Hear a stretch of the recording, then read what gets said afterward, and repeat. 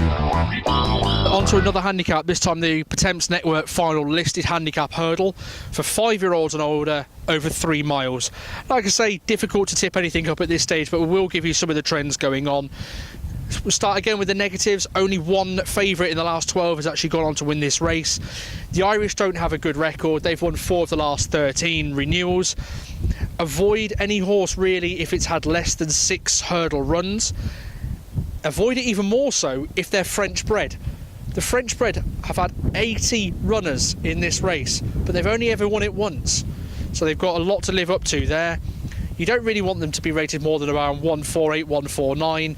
And again, this time, Paul Nicholls again, not good form in this race. He's 0 from 18 attempts. So if there's anything in Paul Nicholls in here, you can start to ignore that pretty much straight away. The positives are any horse that seems to be owned by JP McManus.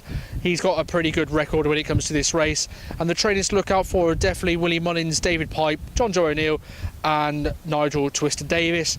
And you're looking for a horse to be around 6 or 8 years old within that bracket. They seem to have a pretty good reputation and record in here as well. As mentioned earlier, the winner of this race last year was Delta Work, who I anticipate him to go and win again this year, to be honest.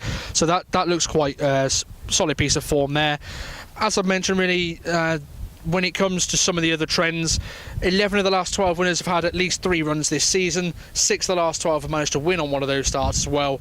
So that's another little bit. They need to have a previous course run here at Cheltenham. That will certainly help them out a little bit. Not 100% as a necessity, however, it would certainly help. But for me, this is going to be an extremely competitive handicap, as per all the handicaps are here. But like I say, I expect something to be quite prominent in the market that will go and get the job done in the end.